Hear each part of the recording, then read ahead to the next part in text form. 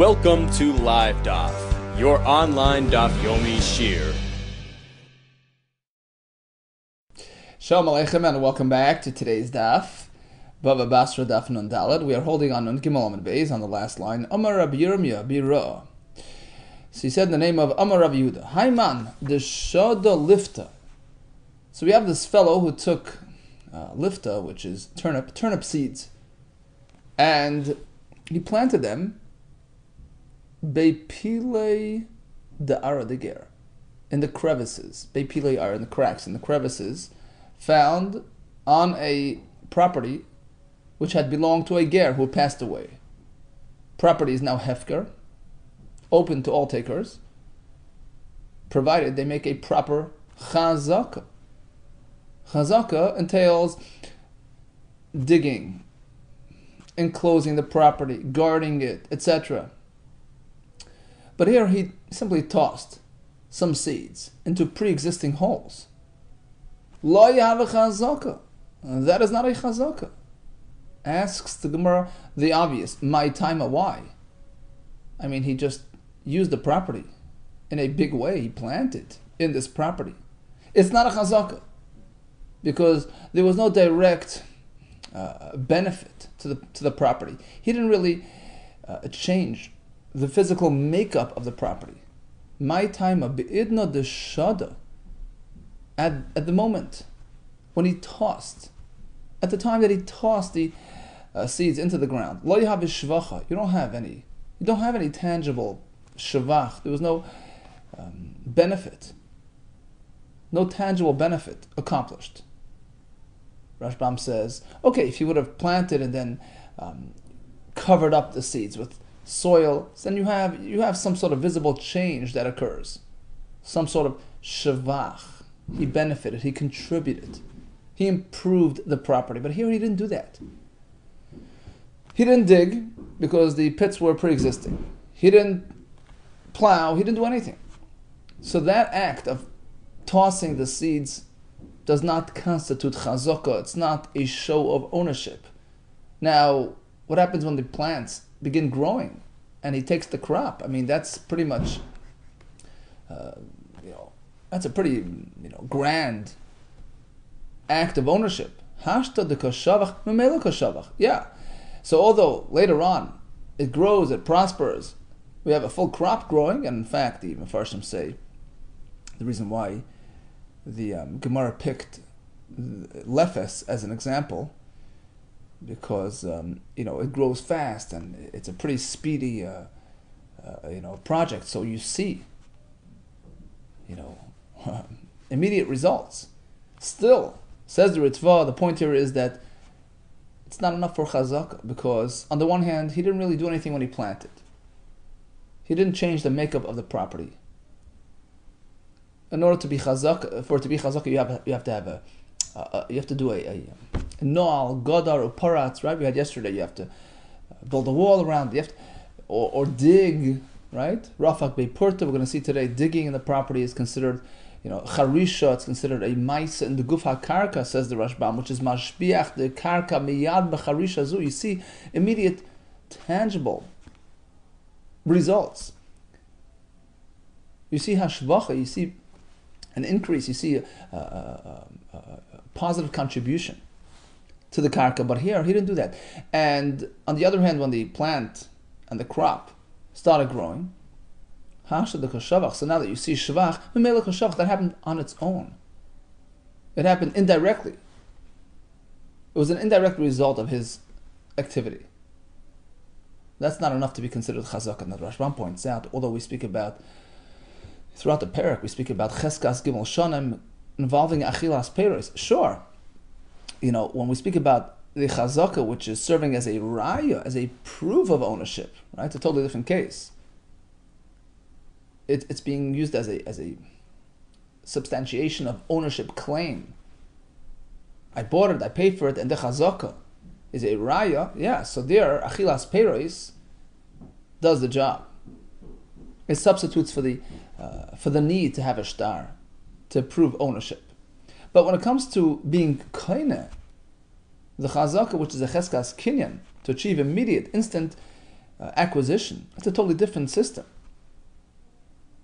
There you need Noal, Godar, Paratz, Rafak Beipurta. You have to do something directly on the property. And then the Rashbam has another question, because yesterday we learned about a fellow who put out some mattresses and lie down on the Nichse Hager. That's enough for a Kinyan, because the property is giving him that benefit, serving him. So here as well, he's picking these lifta off the ground. Why isn't that enough? Once again, says the Rashbam, it's very different, because when the fellow lies down on the karka, his guf is having hanoah directly from the karka. The karka is serving him like a eved to a master. But here, he's just picking the peros off the ground. That's not a direct a connection. The karka isn't serving him directly. It's sort of in a roundabout way. He's picking the peros, and that's how he has the hanoah. So he says that's not enough. It's not a direct enough act with the to the karka, with the karka, to be considered a chazaka. Interesting. Continues the Gemara. Now we have a string of scenarios presented by Shmuel, where sometimes it works for chazaka, sometimes it doesn't, depending on the situation. Amar Shmuel, Haman the fashach dikla. You have a fellow who's pruning trees, pruning branches off the palm tree. So technically, it should be chazaka because it benefits the tree. For the most part, right? Pruning enhances enables the other branches to grow, right? It gives them more room to grow. So it facilitates further growth. It's like planting, it's like plowing, it's like all those activities which are considered chazaka on a farm. Likewise, pruning would do the same to a tree. So it depends. Haiman the fashach dikla, adata the dikla.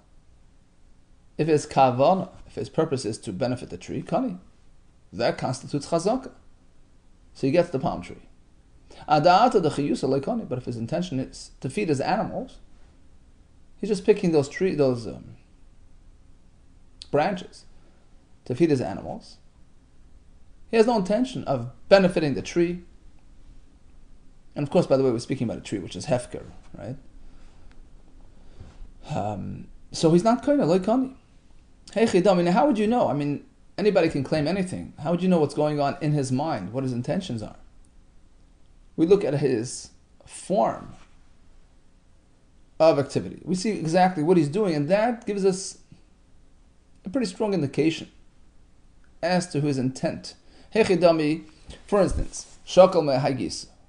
Umehaigisa. If you see him clipping from all sides of the tree equally, so clearly chances are he's just, balancing out the tree and trimming it in a way which benefits the tree. So his purpose is for the tree's benefit. Adata the dikla. So he's kaina.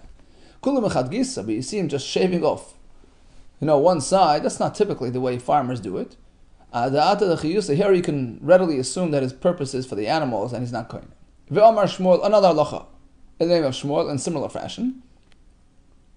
Similar activities will sometimes work for chazaka and sometimes don't. Haiman de zachi zichya. You have a fellow collecting little branches off the field. Adata de arakani. If his intent is to clear out the field for farming, he's kaina. Adata de tzibi lekana. If his intent is to collect firewood, he's not kaina. Hey chidami, how would you know? Shakal raver vizutri. If you see him picking the large pieces and the small ones, he's doing a complete clean out. Adata de ara. His intention is for the farm. Shakal raver vi. But if he takes the large logs, v'shavak sutri, and leaves the small branches behind, apparently, adata the tzibi, his intention is for firewood, for his own benefit, and it's not considered a chazaka. Another example, Vamar Shmuel, Haiman da askel tikla. You see a person leveling off the field, right? Leveling off the bumps in the field. Is he kaina? Well, it depends why he's doing it. Adata da arakani. If his intent is for the property, meaning to even out the farm, to clear it out so that you can use it for farming, then he's kaina. Right? If his kavanah is to facilitate, plowing and all that, so he's kaina. Adata the beidari, but if his intent is simply to clear out a space for making a beidari, a threshing area, which is a temporary phenomenon. It's not a permanent, facility. So in this case, loikani is not cutting the field because, if anything, he's interfering with the field's primary purpose and function, which is to plant and to plow. Right? The Rashbam points out that if in fact he is creating a permanent facility, a permanent beidari, then of course he's kaina. But here we're speaking that he's not. It's a temporary diversion from its primary function. So he's not kaina the field. Hey Chidami, how would you know what he has in mind? Well, it depends how seriously he's leveling the field. Shakal mulya, if he takes the bumps, the hills, v'shada benatza, and pushes it into the pits. So he makes his way around the property and he totally evens out the grade, adata de'ara. Then clearly what he has in mind is the property, to make it even and to facilitate farming. But if it's mulya b'mulya, suppose he's not really doing a comprehensive job, a proper leveling job. He's just sloping it slightly so that the grade isn't so steep. So he has a mulya, which is a hill, and he adds to the sides, or he levels it off a little on the side so that the slope is a bit gradual. V'notza b'notza, likewise on the pits. He's not filling it up completely. He's just sort of, rounding off the edges to make it accessible. So in this case, he's clearly not trying to create a farming area. Adata de beidari. He's just trying to make spaces, flat areas around the field to be used for threshing. Ve'omar Shmuel, continues Shmuel, Haiman de Pasach Maya Ba'ara.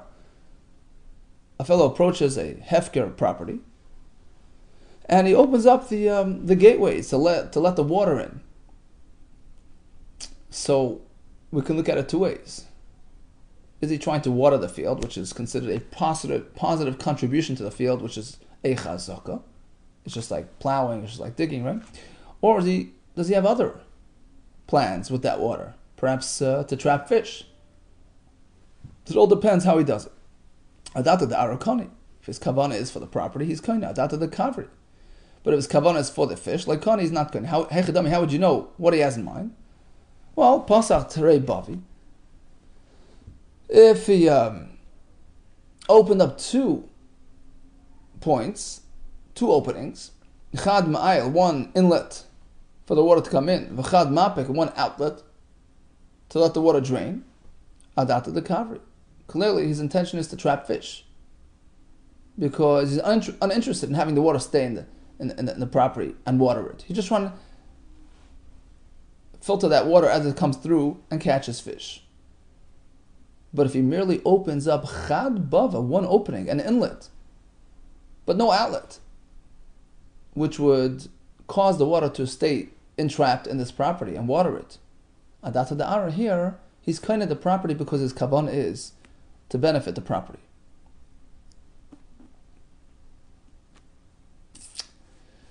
Hayitasa. We continue with a story involving a woman. The achla dikla b'tav shicha. So she had used this palm tree, which had belonged to a ger that passed away, which was hefker. Problem is that she used it in the following manner. She did it for 13 yet, leiser shnin, but she did it b'tavshicha. Tavshicha was like a one-sided trim. Okay, so she totally shaved it from one side, and she wasn't really distributing, she wasn't really balancing the situation there. That's not a proper chazaka. That's just consumption without benefiting the tree.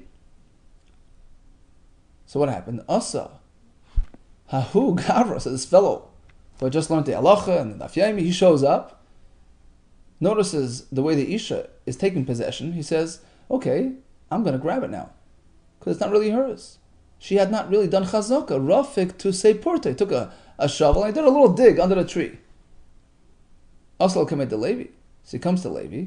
Va'amrile, and some say, Va'amrile kamed the Ramar Ukva. He granted it to him, he gave it to him. Why? Because in contrast to the Isha, who was there 13 years, but failed to make a proper chazakah, this fellow, with his little shovel, boom, he did a proper chazakah because he plowed and he loosened the soil under the tree, which benefits the property. That's a proper chazakah. Comes the woman yelling and screaming to the Rav, what are you doing? Why are you taking away my property? He says, sorry, I can't help you. You failed to execute a proper chazakah, the way people do it. Typically, people trim a tree in a way that benefits the tree, and that's called a chazakah. But you didn't do that. You took advantage of the tree. You abused the tree. That's not a chazakah. Okay, so let's just summarize this piece of Gemara. We have the halacha, the name of Shmuel, discussing 4 scenarios. Haiman de fashach tikla, fellow is trimming the tree. Well, it depends. Mahagisa from all sides fairly, that's a proper chazakah. But if it's just like a sort of an abuse style trim, mechad gisa, he's not kaina. Zachi zichya, he's picking up the twigs and organic, materials from the Sada. So if he takes it all, Rava Riva Zutri, that's a proper chazakah. He's clearing it for future farming. Shakal Rava Riva takes only the large items. Apparently that's for personal use. That's not a chazakah. The Askal Tikla, a fellow who's leveling the grade. If it's done properly, Shakal Mulya Vashada Benatza, he takes the high ground and throws it into the low ground and evens out the property, that's okay. Mulya B'Mulya, if he's just sort of tending to the pits and to the hills and modifying them slightly for personal use, that's not a chazakah on the property. The pasach maya, he has the water come through. If it's just open on one side, the water gets stuck in the field and waters it, that's fine. But if he has an inlet and an outlet, we assume it's just for fish trapping, and it's not a chazakah on the property. Continues the Gemara. Amar Rav, here comes a chiddush in the name of Rav. Hatzor tzura b'nichsi hager. He finds a house that belonged to a ger, it's hefker. He goes inside and he makes a nice a design on the wall. He's kana. That is sufficient for kinyan. Rashbam says, not just any design. Tzor tzura, says the Rashbam, tzuras chaya oy oif. A nice animal, a nice bird, a nice zebra, a giraffe, right? So although, says the Rashbam, yesterday we learned that you need make an amma al amma by the Pesach, that's only when it's just ornamental. But if it's something distinct, something substantial, like an animal, like a bird, that is chashav and is enough, even if it's small in size. And likewise, not near the door. Interesting chiddush. And the Gemara continues that in fact Rav himself utilized this method of kinyan on a property that belonged to a ger, which was hefker. The Rav loikani leginsa de Rav. You should know that Rav had a nice garden near his base medrash, and the only way he acquired it belonged to a ger who passed away. And guess what? He got it elabit sursa because he made this adornment, this design. Presumably there was some walls around it, and that's where he designed it, and that made him a chazak. Itmar, here comes a shayla. Sada ha-mesuyemes b'metzareha. So we know that one form of chazak is rafak be'purta, like we just discussed, this fellow with the palm tree, right? A little dig. Let's say we have a sada field, which is mesuyemes b'metzareha. It has distinct borders around it. So the meitzar is the pathway around the field, which is typically a bit elevated so that it guards the field. Okay, so we have these borders around the field, so it's a distinct entity. And he goes and takes his shovel and makes a little dig in the middle of that field. How much is he koina? Just that spot or the entire field? We have a machlokes. Amarav, huna amarav, kivan shehekish ba'makush echad. Once he does a little dig, kana kula gets the entire field. It's one entity. Shmuel amar no. Like kana elamaka makush b'vad. He only gets the spot that he dug. Now the Rashbam points out something very important. Davka by nichsi hager, by something which is hefka, do we say that according to Shmuel he only gets that spot, etc. But if it would be something sold to you, we discussed this the other day, right? If it's part of a deal, there's a transfer of ownership from Reuven to Shimon. In this case, even if there are 10 fields dispersed throughout the universe, it doesn't matter. If he's giving them to you all in one deal, as long as you make a chazak on one, you get it all. It's all sort of connected, interconnected into the planet Earth. So there it's different. But here, there's a hefker, there's nobody giving it to you, and you have to make a kinyan. It says Shmuel on the entire property. One dig over here doesn't get you the entire property. Now, even according to Rab, let's say there are no distinct borders, right? So it's an open field which is sort of open to the surrounding fields, and there's no distinct, borders, and he's trying to make a chazak. Ad kamo, so how much do you have to dig to acquire the field? Amar av papa kada azal taira de shoiri v'hadar. Like a pair of oxen would plow to and fro. According to Rashbam, it means that you have to dig 2 furrows all across the field. Let's say from east to west or from north to south. Right? You don't have to cover the entire field, but just 2 furrows from side to side. And that sort of gives you a handle on the entire field. Rashbam uses the lashon because it's chazaka, covered, the entire gamut of the field from wall to wall to wall. Continues the Gemara with a new halach. Amar Rabbi Yehuda mashma. A property of a goy, which is being sold to a yid. So let's say Reuben is buying a field from a goy, and he hands him the money for it. At this point, guess what? Harihin kimidbar. The property has a status of a desert, which means to say it's hefker. It's nobody. It doesn't belong to anybody. Because the guy already relinquished his ownership the moment he got paid, and the buyer, the Israel, is not really satisfied. He's not really goymer das. Amongst the Israelim, the deal is not really done until we do a chazaka, until we do a shtar. That's typically the way it happens. Right? Until the deal is formalized, he's not really considered the owner. And therefore, at this point, after the guy got his payment, and before the Israel, the buyer, did his chazaka, the property is no man's land. No man's land. So anybody who walks over to the property and does chazaka, he gets it. Not a very nice thing to do. In fact, the Rashbam calls him a Rasha. Look, what are you doing here? I mean, it's no worse than ani hamahapich becharara. You see a person who's about to grab a hefker, you're not allowed to go and grab it from him. And certainly in this case, when he paid for it, I mean, what right do you have? So it's not a very nice thing to do. There's a whole question of whether, what to do with them. Whether the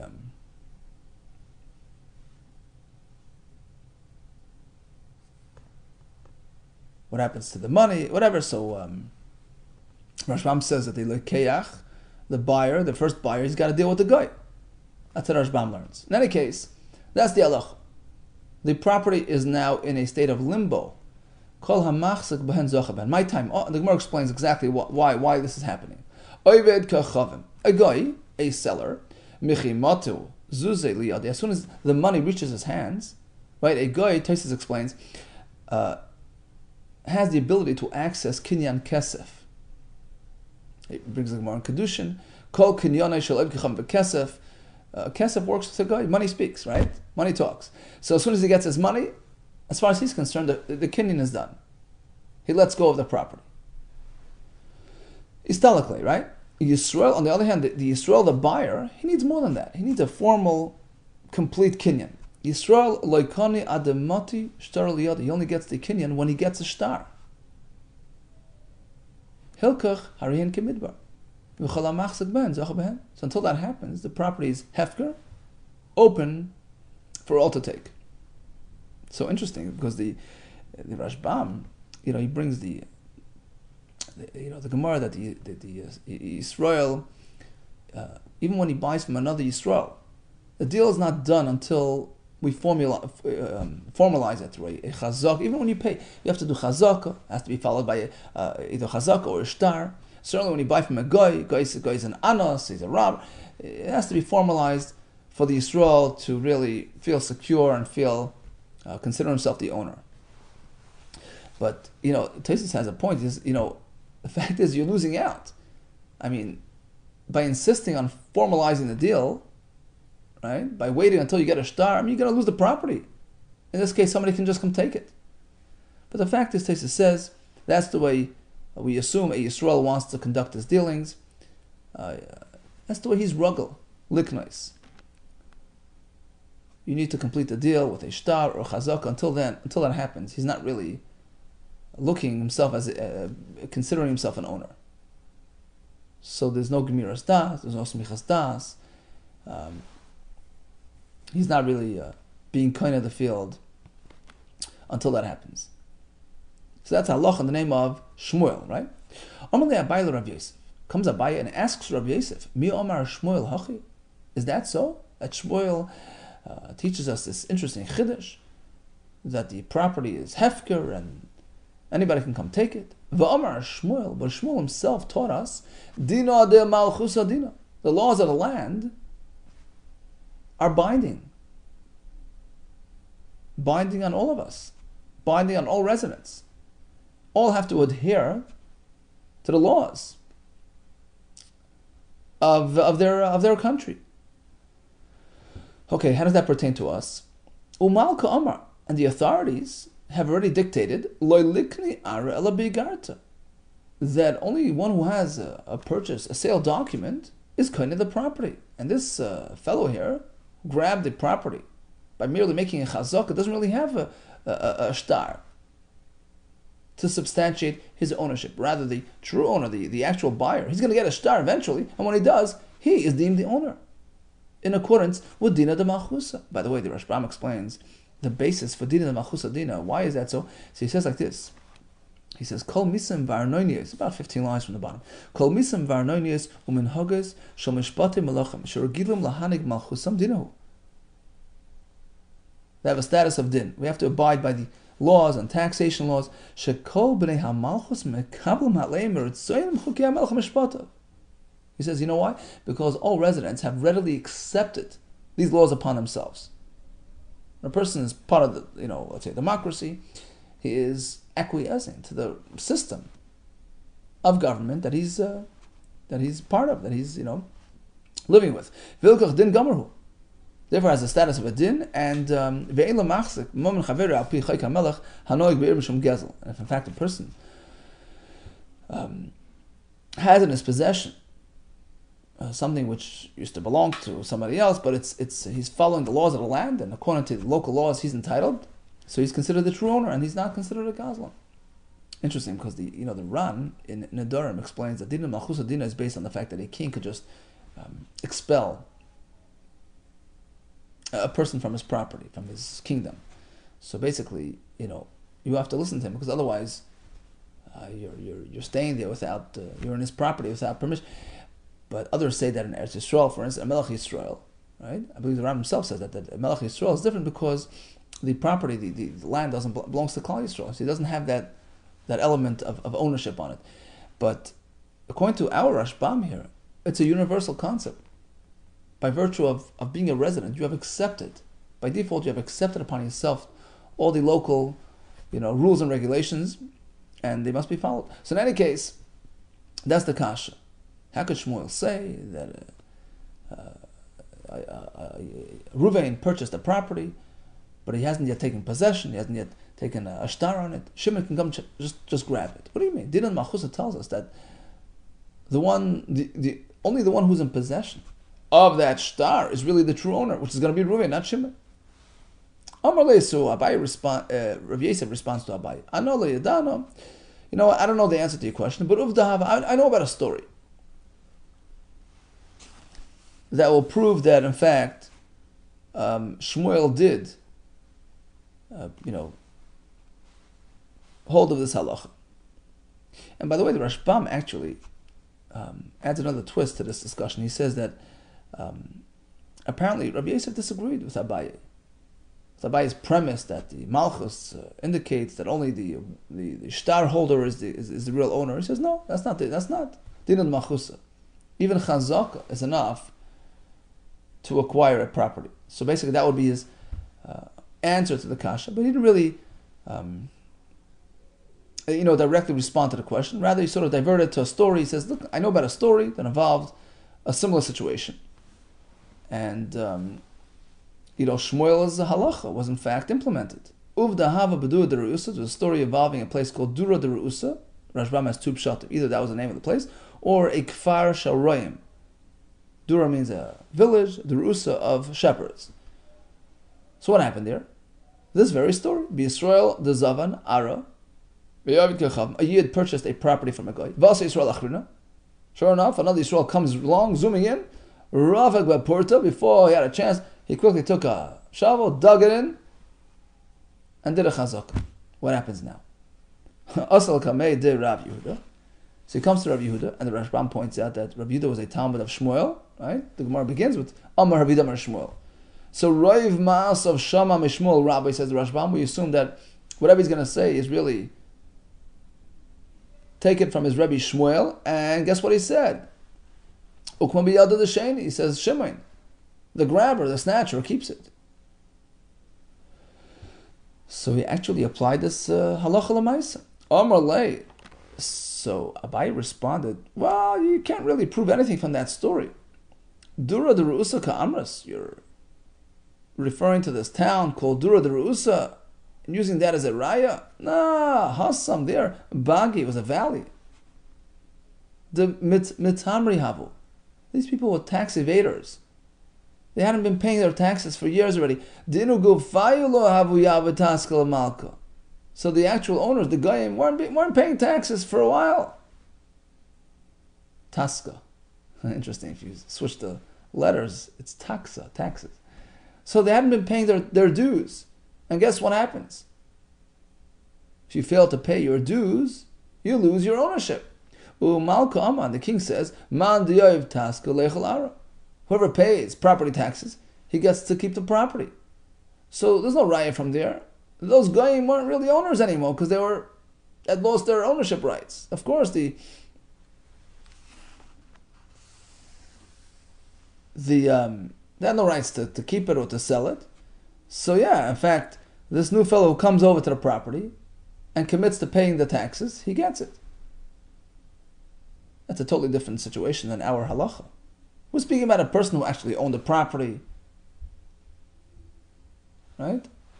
He's a true legal owner and he's selling it to a yid, right? He's transferring ownership. What happens in the interim? Is there such a concept of grabbing, of no man's land, right? How could you prove this halacha from that story of the tax evaders? Okay, so that was the end of the discussion. Says the Gemara, Rav Huna Zavan Aram Oiv Gechavim. There was a story involving Rav Huna, who purchased a property from a guy, As Yisrael Acher, Rav Reporta. Suddenly, middle of the deal, before he got a chance, another Yisrael comes along and grabs it. Also, comes to Rav Nachman. What do we do? Ukma biyadei. He gave it to the second fellow. Armalei. Rav Huna responds to Rav Nachman. What is this based on? My daitich. Where are you coming from? Damar Shmuel because of Shmuel, right? Nichse oivd gechavim harihen kemidbar v'chal amach ben dachem. Right? Is it based on Shmuel's halacha? Since he did a chazaka before I got a chance to, so it's his?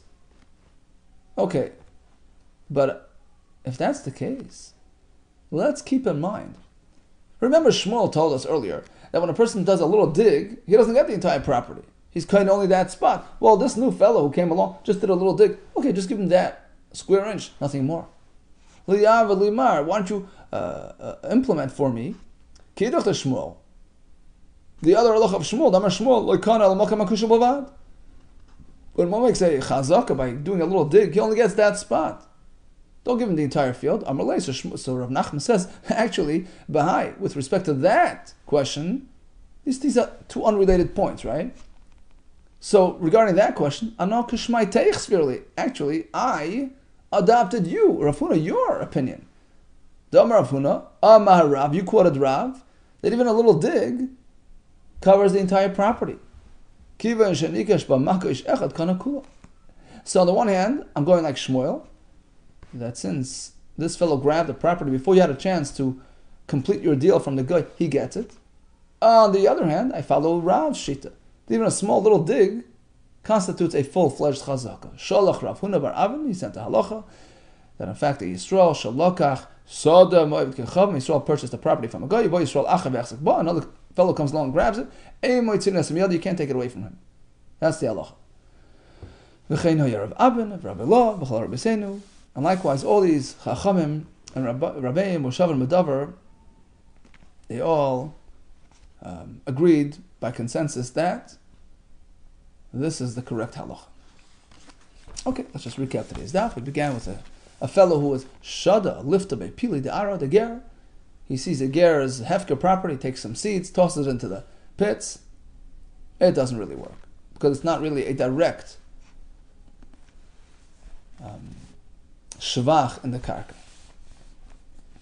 Shmuel gives us a string of cases where sometimes we consider it a chazaka, sometimes not. 4 cases in total: trimming a tree, picking the twigs, leveling off the grade, or allowing water through the property. Well, it depends. If it's benefiting the property, fine. Otherwise, it's not a chazaka. We have a story about an Isha who did a severe trimming job on this tree for 13 years. It's not a chazaka. In fact, this fellow came along last minute, grabbed it, it's his.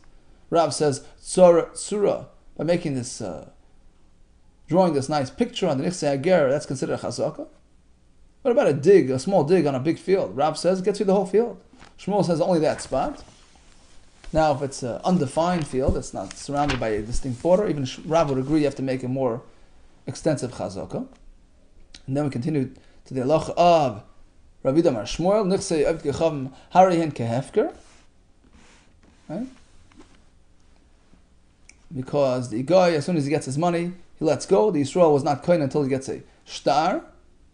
Abai had a kasha. What do you mean? Didn't Machasadina indicates that the shtar holder is really the landowner, which is going to be the real buyer here, who's eventually going to get the shtar. Rabbi Yosef apparently disagrees. He says, no, even the machzik is considered sufficient for ownership, even according to the laws of Din Machasadina. And that's how we paskin. The Rashbam paskins Lamaisa that halacha k'Shmuel, based on the fact that Rav Nachman applied it as halacha Lamaisa, and we have a lot of Amoraim like Shmuel. And that is the conclusion of the Gemara, that kol ha'machzik b'hen zacha b'hen. All the best to you and atzlacha rabba.